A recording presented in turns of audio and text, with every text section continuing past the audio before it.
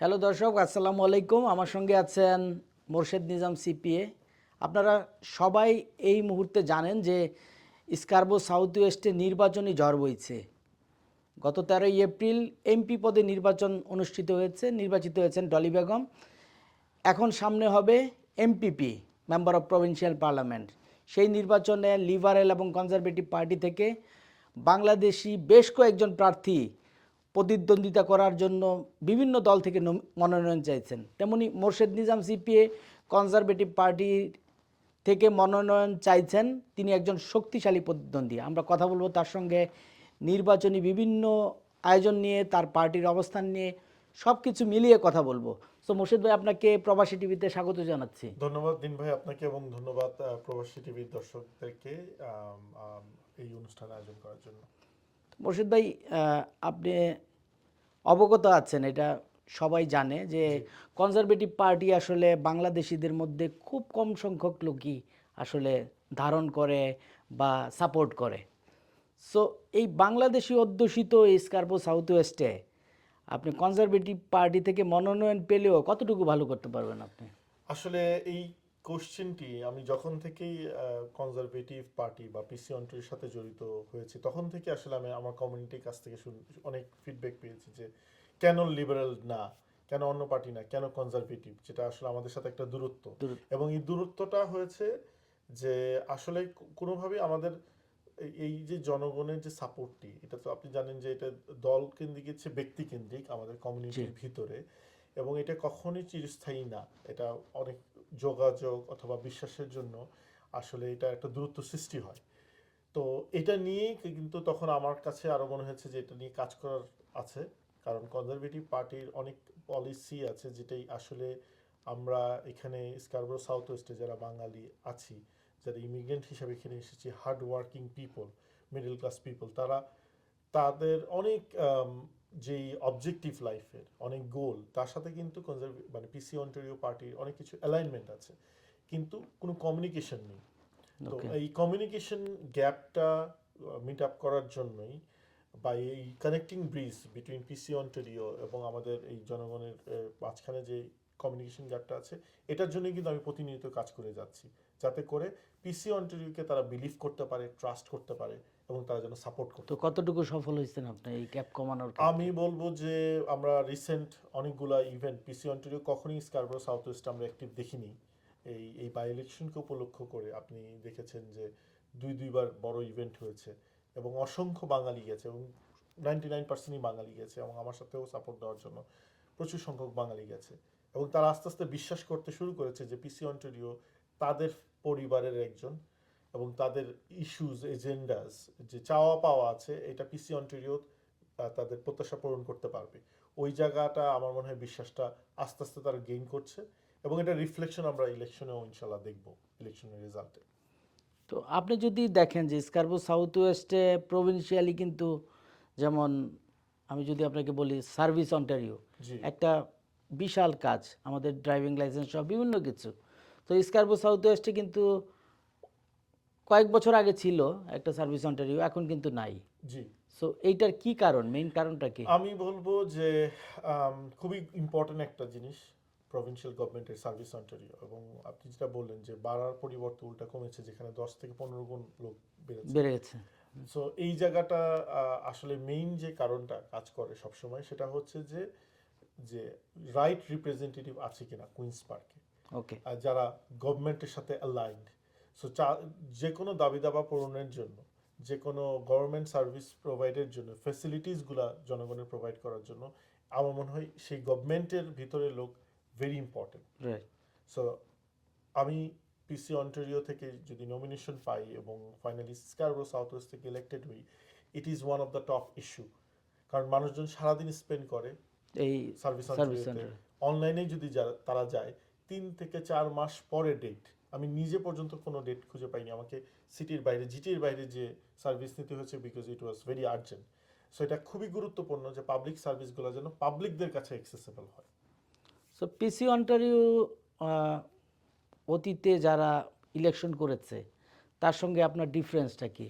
আপনাকে কেন দিবে দল পিসি নমিনেশন? অন্টারিও আসলে আপনারা জানেন গত 8 বছর ধরে 2018 সালের পর থেকে আমাদেরই বাংলাদেশে একজন রিপ্রেজেন্টেটিভ ছিলেন অন্য একটা দল থেকে, এবং পিসি অন্টারিও আসলে এই আসনটাকে কখনোই কোনোভাবে সিরিয়াসলি নেয়নি।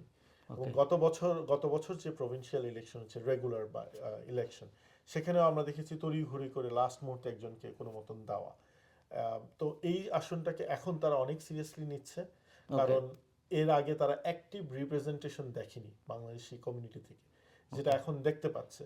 এবং আমার মনে হয় যে বাংলাদেশি একজন ক্যান্ডিডেট অনেক ইম্প্যাক্টফুল স্কারবোরো সাউথ ওয়েস্টের জন্য, যার রেজাল্ট আসলে প্রভিন্সিয়াল ইলেকশন আমরা দেখেছি আগে, কিছুদিন হয়ে যাওয়া ফেডারেল ইলেকশনও দেখলাম, এবং পিসি অন্টারিও এটা খুব সিরিয়াসলি দেখছে যে বাংলাদেশি একজন candidate will B a great representative. Okay. So দলের সাথে যোগাযোগের কথা বললেন, এর মধ্যে দলের সাথে যোগাযোগের আপনার কি কি কার্যক্রম করেছেন এর মধ্যে? আমি বলবো যে দলের সাথে আমার সবসময় খুব ভালো রিলেশনশিপ ছিল, শুধু এই বাই ইলেকশনকে ঘিরে না, দলের প্রত্যেকটা ইভেন্টে আমি সবসময় ছিলাম বছর জুড়ে, তখন কোনো ইলেকশনের গন্ধ ছিল না।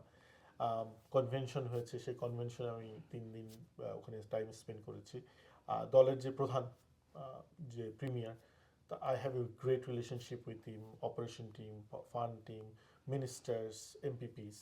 সো আমি মনে করি যে দলের সাথে যেই কার্যক্রম, যে দল যে কাজগুলো আমাকে দিয়েছে, যে দুটো ইভেন্ট তারা করেছে, ওইটাকে সাকসেসফুলি আসলে বাংলাদেশি কমিউনিটিকে রিপ্রেজেন্ট করা।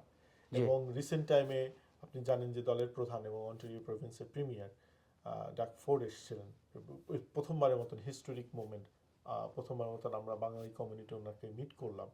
তো আমার মনে হয় আমরা সেই স্ট্রেংথটা শো করতে পেরেছি দলকে এবং দলের প্রধানকে, এবং আমি খুবই আশাবাদী এই দলের স্ট্রেংথ শো করার মাধ্যমে বাংলাদেশে একজন রিপ্রেজেন্টেটিভই অন্টারিও পিসি চুজ করবে। সো আপনি তো যে প্রিমিয়ারকে নিয়ে যে ফান্ডরাইজিং ডিনারটা করেছেন, জি, এতে আপনার দল আপনার উপর সন্তুষ্ট কিনা? আমি খুব পজিটিভ ফিডব্যাক পেয়েছি, থ্যাংক ইউ পেয়েছি, গ্র্যাটিটিউড পেয়েছি। আর সবচেয়ে বড় যে জিনিসটা অ্যাপ্রিসিয়েশন এসেছে যে দল থেকে, যে পুরো কমিউনিটিটাকে এক ছাদের নিচে নিয়ে আসা। ওকে। সো এইটা আসলে একটা বড় ক্যাপাবিলিটিস হিসাবে তারা আইডেন্টিফাই করেছে, যে দল মত নির্বিশেষে মোর্শেদ নিজামকে তারা সাপোর্ট করছে, এবং এটার রিফ্লেকশন আমরা দেখেছি। দুজন মিনিস্টার ছিলেন জি। প্রোগ্রামে, এবং তারা এটা ব্যক্ত করেছেন, শুধু ওই প্রোগ্রাম না, আগের দুটো প্রোগ্রামেও তারা বলেছেন যে আমরা যেখানেই যাচ্ছি শুধু মোর্শেদ নিজামের কথাই শুনছি। সো তারা এটাকে খুব পজিটিভলি নিয়েছে এবং খুবই অ্যাপ্রিসিয়েট করেছে আমাকে, এবং থ্যাংক ইউ জানিয়েছে যে এই একটা কানেক্টিং ব্রিজ, যেটা গ্যাপ ছিল বাংলাদেশি কমিউনিটির সাথে পিসি অন্টারিও, সেটা এখন খুব মজবুত হলো। তো আপনি পিসি পার্টির মনোনয়ন পাওয়ার ব্যাপারে কতটুকু আশাবাদী? আমি আল্লাহর রহমতে খুবই আশাবাদী।